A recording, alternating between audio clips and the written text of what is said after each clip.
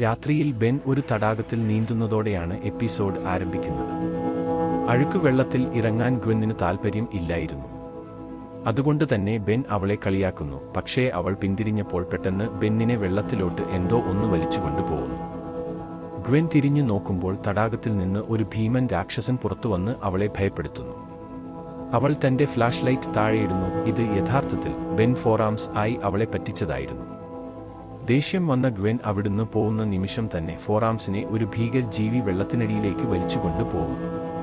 ഒരുവിധത്തിൽ അവിടെ നിന്ന് രക്ഷപ്പെട്ട ബെൻ തിരികെ റസ് ബക്കറ്റിൽ എത്തി ഗ്രാൻഡ്പ മാക്സിനോട് കാര്യം പറയുന്നു. എന്നാൽ അവരാരും തന്നെ ബെന്നിന്റെ വികൃതികൾ അറിയാവുന്നതുകൊണ്ട് തന്നെ അവനെ വിശ്വസിച്ചില്ല. പിറ്റേന്ന് രാവിലെ മൂവരും ഫിഷിങ്ങിനായി കടവിലേക്ക് പുറപ്പെടുന്നു.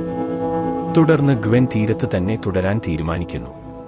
ബെന്നും മാക്സും അന്നത്തെ ബോട്ടിന്റെ ക്യാപ്റ്റനെ കണ്ടുമുട്ടുന്നു, ഒരു പരിക്കനായ മനുഷ്യൻ. അവർ ബോട്ടിൽ തടാകത്തിലേക്ക് യാത്ര പുറപ്പെടുന്നു. അതേസമയം ബെൻ അവൻ ഇന്നലെ കണ്ട തടാകത്തിലെ ആ ഭീകര ജീവിയെ തിരഞ്ഞുകൊണ്ടേയിരുന്നു.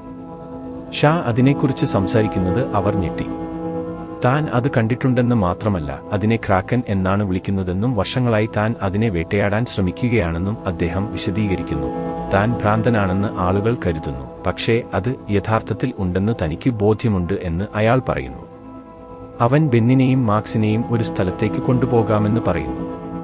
ഷായുടെ പെരുമാറ്റത്തിൽ മാക്സിന് സംശയം തോന്നിയെങ്കിലും ബെന്നിന്റെ ആവേശം കണ്ടു പോകാമെന്ന് സമ്മതിക്കുന്നു. അല്പദൂരം മുന്നോട്ട് പോയ അവർ ബോട്ട് നിർത്താൻ നിർബന്ധിതരാകും. എന്തെന്നാൽ അവരുടെ മുന്നിലുള്ള പ്രദേശം ആരോ സീൽ ചെയ്ത് വളഞ്ഞിരിക്കുന്നു. നിർത്തിയിട്ടിരിക്കുന്ന അവരുടെ ബോട്ടിനടുത്തേക്ക് മറ്റൊരു ബോട്ട് കടന്നുവരുന്നു. തങ്ങൾ പരിസ്ഥിതിയെ പറ്റി പഠിക്കാൻ വന്ന ശാസ്ത്രജ്ഞന്മാരാണെന്ന് പറഞ്ഞ് അവരെ അവിടെ നിന്ന് തിരികെ പറഞ്ഞേക്കുന്നു. തിരികെ പോരുന്ന ക്യാപ്റ്റന്റെ റഡാറിൽ എന്തോ ഒന്നിനെ സ്പോട്ട് ചെയ്യുന്നു. അതേസമയം ഗ്വെൻ നിൽക്കുന്ന കടവിനെ ലക്ഷ്യമാക്കി പോകുന്ന ഒരു ജീവിയുടെ ചിറകുകൾ കാണുന്നു. ഉയർന്നു പൊങ്ങിയ ആ ജീവി ഡോക്കുകൾ തകർത്തത് ഗ്വെൻ ഉൾപ്പെടെയുള്ള ആളുകളെ വെള്ളത്തിൽ വീഴ്ത്തുന്നു. റിപ്പ് ജാവ്സ് ആയി മാറാൻ ശ്രമിക്കുന്ന ബെൻ എക്സെല്ലാറേറ്റായി മാറുന്നു. എക്സെല്ലാറേറ്റ് ആളുകളുടെ അടുത്തേക്ക് വേഗത്തിൽ നീന്തിയെത്തി അവരെ എല്ലാവരെയും രക്ഷിക്കുന്നു. അതേസമയം ക്രാക്കൻ ജോനായുടെ ബോട്ടിനെ ആക്രമിക്കാൻ തുടങ്ങുന്നു. ബോട്ടിനടുത്തേക്ക് പാഞ്ഞെടുക്കുന്ന ക്രാക്കനെ എക്സെല്ലാറേറ്റ് ഒരു ചുഴിയുണ്ടാക്കി ഭയപ്പെടുത്തുന്നു. എന്നാൽ ക്രാക്കൻ അവരുടെ ബോട്ടിൽ ഉണ്ടായിരുന്ന ഒരു പെട്ടി തട്ടിയെടുക്കുന്നു. ജോനായും എക്സെല്ലാറേറ്റും തടയാൻ ശ്രമിച്ചെങ്കിലും അതിന് സാധിച്ചില്ല. അവരെ രക്ഷിച്ച ശേഷം അവിടെ നിന്ന് കരയിലേക്ക് പോകുന്ന ബെന്നിന്റെ വാച്ച് ടൈം ഔട്ട് ആയി ബെൻ വെള്ളത്തിൽ വീഴുന്നു. അന്ന് രാത്രി തന്നെ ബെൻ പറഞ്ഞതൊക്കെ ശരിയായിരുന്നെന്ന് മാക്സിന് മനസ്സിലായി. ജോനായുടെ സംഘം ഇപ്പോൾ ആ തടാകത്തിലേക്കുള്ള എല്ലാ സന്ദർശനങ്ങളും തടഞ്ഞിരിക്കുകയാണ്.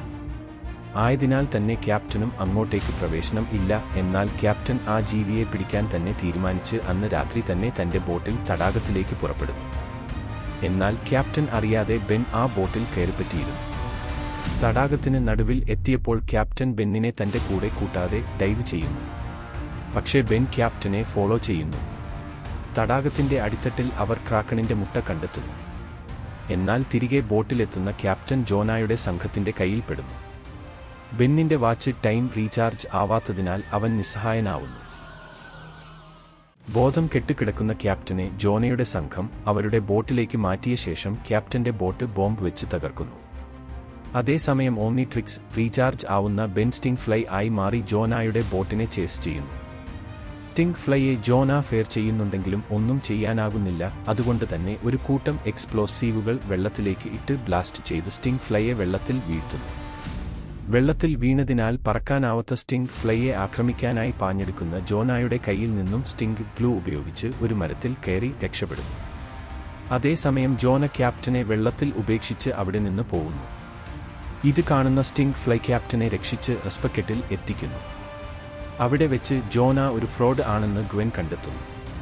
അതുമാത്രമല്ല, ആ ക്രാക്കന്റെ മുട്ടയും ജോനയുടെ അടുത്ത് ഉണ്ടെന്ന് അവർ മനസ്സിലാക്കുന്നു. അതേസമയം ക്രാക്കന്റെ മുട്ട കണ്ടെയ്നറുകളിൽ ആക്കുന്ന തിരക്കിലായിരുന്നു ജോനയും സംഘവും. അപ്പോഴേക്കും അങ്ങോട്ടേക്ക് കടന്നുവരുന്ന ബെൻ റിപ്പ് ജാവ്സ് ആയി മാറുന്നു. അതേസമയം തന്നെ അങ്ങോട്ട് തന്റെ മുട്ടകൾ തിരികെ എടുക്കാൻ ക്രാക്കൻ എത്തുന്നു. ക്രാക്കാനെ അതിന്റെ മുട്ട തിരികെ എടുക്കാൻ റിപ്പ് ജാവ്സ് ജോനായുമായി ഫൈറ്റിൽ ഏർപ്പെടുന്നു. എന്നാൽ ഒരു റോബോട്ടിക് എക്സോ സ്കെലറ്റന്റെ സഹായത്തോടെ ജോനായും ശക്തമായി തിരിച്ചടിക്കുന്നു. ക്രാക്കനും ജോനായുമായി ഫൈറ്റിൽ ഏർപ്പെടുന്നു. ഫൈറ്റിന്റെ അവസാനം ജോനയുടെ പക്കൽ നിന്നും റിപ്പ് ജാവ്സ് മുട്ടകൾ വീണ്ടെടുത്ത് ക്രാക്കൻ നൽകുന്നു. എന്നാൽ ദേഷ്യം തീരാത്ത ക്രാക്കൻ ജോനായെ ആക്രമിക്കാൻ വരുന്നുണ്ടെങ്കിലും റിപ്പ് ജാവ്സ് അത് തടയുന്നു. ശേഷം ബോധം കെടുത്തിയ ജോനയെ റിപ്പ് ജാവ്സ് ഒരു കുറ്റിയിൽ തൂക്കിയിടുന്നു. അതേസമയം മറ്റൊരിടത്ത് തടാകത്തിനടിയിൽ ശാന്തമായി തന്റെ മുട്ടകൾക്ക് കാവലിരിക്കുന്ന ക്രാക്കനെ കാണിക്കുന്നിടത്ത് എപ്പിസോഡ് അവസാനിക്കുന്നു.